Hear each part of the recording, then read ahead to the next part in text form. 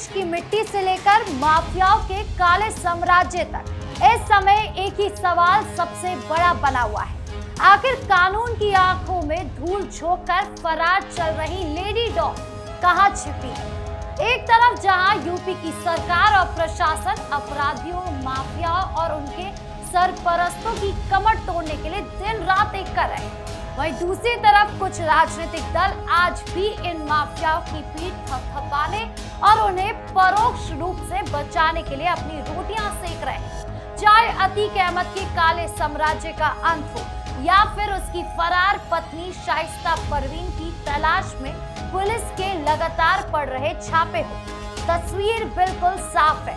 आज के इस वीडियो में हम पर्दाफाश करेंगे उस सियासत का जो अपराधियों को संरक्षण देती आई है और जानेंगे कैसे कानून का शिकंजा अब इन शातिर चेहरों पर कसता जा रहा है। कहां है शाइस्ता परवीन? सबसे पहले बात करते हैं उस लेडी डॉन जिसकी तलाश में उत्तर प्रदेश पुलिस की नींद उड़ गई। हम बात कर रहे हैं कुख्यात अतीक अहमद की फरार पत्नी शाइस्ता परवीन, जिसके सिर पर पुलिस ने भारी भरकम इनाम रखा हुआ है। महीनों और सालों बीत जाने के बाद भी ये महिला कानून की पकड़ से दूर भागती फिर रही। कभी उसकी प्रयागराज में छिपे होने की खबर आती है तो कभी उसके बुर्के की आड़ में जनाजे में शामिल होने की दबी जुबान से चर्चा हो जाती है। हाल ही में जब शाइस्ता के सबसे छोटे बेटे अब्बान को सुपुत्र खाक किया जाना था, तब भी काली शीशों वाली गाड़ियों और संदिग्ध महिलाओं की आवाजाही को लेकर पुलिस और जनता के बीच सुगबुगाहट तेज हो गई थी। पुलिस की टीमें लगातार दबिश दे रही है, उसके मददगारों के गिरबान तक हाथ पहुंचाए जा रहे हैं, लेकिन ये शातिर महिला अभी भी कानून की गिरफ्त से बाहर है। सवाल ये उठता है कि आखिर इतने बड़े अपराधों और मामलों में नामजद होने के बावजूद कोई इतने लंबे समय तक पुलिस को चकमा कैसे दे सकता है? इसके पीछे कौन से बड़े हाथ हैं जो इसे पनाह दे रहे हैं? शाइस्ता परवीन पर दर्ज मुकदमों की फहरिस्त बहुत लंबी है।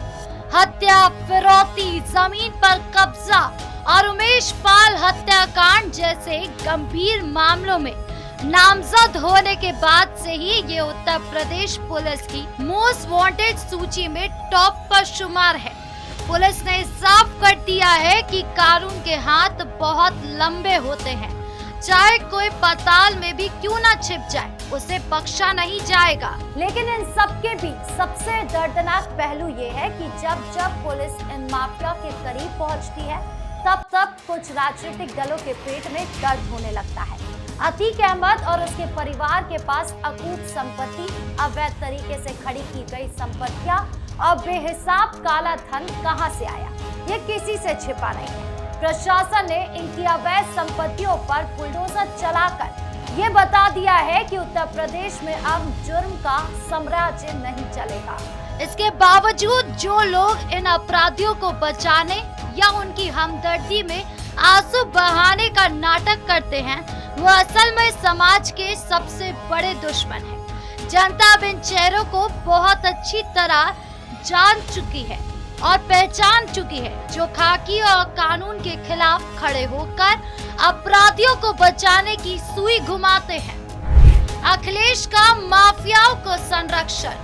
अब बात करते हैं उस राजनीतिक दल और उसके आकाओं की, जिनके राज में उत्तर प्रदेश में माफियाओं को पाला पोसा जाता था। समाजवादी पार्टी और अखिलेश यादव, इन दोनों का इतिहास इस बात का सबसे बड़ा गवाह है कि कैसे उन्होंने अपने राजनीतिक फायदे के लिए अपराधियों, बाहुबलियों और प्रदेश के बड़े बड़े माफियाओं को खुलेआम संरक्षण दिया। जिस अतीक अहमद और मुख्तार अंसारी जैसे खूंखार अपराधियों के नाम से कभी पूरा उत्तर प्रदेश कांपता था, उन्हें सिर पर ताज बनाकर अपनी पार्टियों में पालने पोसने का काम किसने किया था? ये किसी से छिपा नहीं है। आज जब उत्तर प्रदेश में कानून का राज स्थापित हो चुका है, अपराधी या तो जेल की सलाखों के पीछे या फिर इस दुनिया से जा चुके हैं, तो अखिलेश यादव को ही सबसे ज्यादा तकलीफ होती है। जब भी पुलिस किसी बड़े माफिया पर शिकंजा कसती है तो समाजवादी पार्टी के नेताओं के सुर में सुर मिलाकर रोना शुरू कर देते हैं। आजकल अखिलेश यादव को लेकर ये सवाल भी उठ रहा है कि अब्बान अहमद के जनाजे में वो क्यों नहीं गए, कोई ट्वीट नहीं किया, एकदम शांत है। वैसे तो वो बहुत हमदर्दी माफियाओं को लेकर दिखाता है, तो इस पर क्यों शांत है? तो इसको लेकर भी ये सवाल का जवाब मिला है कि इन दिनों अखिलेश यादव चुनावी हिंदू बने हुए, इसलिए माफियाओं के मुद्दे पर आजकल शांत नजर आ रहे हैं। सोशल मीडिया से लेकर चुनावी मंचों तक बीजेपी और अन्य नेताओं ने कई बार इस बात को पूरी मजबूती से उठाया है कि अपराधियों और माफियाओं को संरक्षण देने का पुराना और पक्का इतिहास सिर्फ और सिर्फ अखिलेश यादव और समाजवादी पार्टी का रहा है। जब प्रदेश में उनकी सरकार हुआ करती थी, तब थानों से लेकर सचिवालय तक महिलाओं के इशारे पर फैसले होते थे। बहनों और भाइयों, हर जिले में इन्होंने एक एक माफिया पाल लिया था। कहीं बालू माफिया, कहीं भू माफिया, कहीं वन माफिया, कहीं पशु माफिया। ये माफिया हर जिले में पेशेवर माफिया।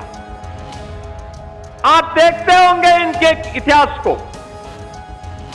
वर्तमान पीढ़ी को बताइए किस प्रकार की अराजकता इन्होंने फैलाई हुई थी। आम आदमी की सुनवाई कहीं नहीं होती थी और गरीबों की जमीन पर जबरन कब्जा करना इन बाहुबलियों का रोज का खेल बन गया था। आज जब बुलडोजर संस्कृति ने इन माफियाओं की जड़ों को उखाड़ फेंका है, तो सपा प्रमुख को जनता के सामने जवाब देते नहीं बन रहा है। वो केवल बयानबाजी करते हैं, सरकार पर झूठे आरोप मढ़ते हैं और ये साबित करने की कोशिश करते हैं कि जैसे अपराधी उनके अपने रिश्तेदार। जनता पूछ रही है कि आखिर अपराधियों के प्रति इतना प्रेम क्यों उमड़ता है? क्या सिर्फ वोट बैंक की गंदी राजनीति के लिए? उत्तर प्रदेश को फिर से उस खौफ के दौर में धकेलना चाहता है जहां गोलियां की गूंज और माफिया का आतंक आम बात हुआ करती थी। प्रदेश की जनता अब इतनी समझदार हो चुकी है कि वो इन बहरूपियों के झांसे में आने वाली नहीं है। एक्शन वर्सेस माफिया प्रेम की सियासत। शाइस्ता परवीन जैसी फरार महिला की तलाश में प्रशासन का कड़ा पहरा हो या फिर अतीक अहमद जैसे माफियाओं के अवैध धन साम्राज्य पर हथौड़ा चलना, आज उत्तर प्रदेश की तस्वीर पूरी तरह बदल चुकी है। एक तरफ जहां सरकार बिना किसी भेदभाव के हर एक अपराधी को मिट्टी में मिलाने का काम कर रही है, वहीं दूसरी तरफ विपक्ष के पास सिर्फ और सिर्फ घड़ियाली आंसू बहाने के अलावा कुछ नहीं बचा है। माफियाओं की अवैध कमाई, उनकी बेनामी संपत्तियां और उनके काले कारोबार का पर्दाफाश करके प्रशासन ने ये साबित कर दिया है कि अब इस देवभूमि में जुर्म की कोई जगह नहीं है। लेकिन विडंबना देखिए, जिन नेताओं को प्रदेश की तरक्की और कानून व्यवस्था की तारीफ करनी चाहिए, वो आज भी आरोपियों के पक्ष में खड़े होकर अपनी सियासी जमीन तलाशने की नाकाम कोशिश कर रहे हैं। अतीक अहमद और उसके पूरे परिवार के नेटवर्क को खंगालने पर जो करोड़ों अरबों की अवैध संपत्ति का खुलासा हुआ है, वो इस बात का सबूत है कि कैसे गरीबों का खून चूसकर ये लोग बड़े शहंशाह बन बैठे थे। इनकम टैक्स हो या फिर ईडी हो, इनकी जांच में ये बात कई बार सामने आ चुकी है कि इन माफियाओं ने किस तरह से फर्जी कंपनियों और रिश्तेदारों के नाम पर अकूत संपत्ति इकट्ठा की। जब इन संपत्तियों को जब्त किया जाता है तो समाजवादी पार्टी के नेताओं को ऐसा लगता है जैसे उनकी खुद की तिजोरी पर किसी ने डाका डाल दिया हो।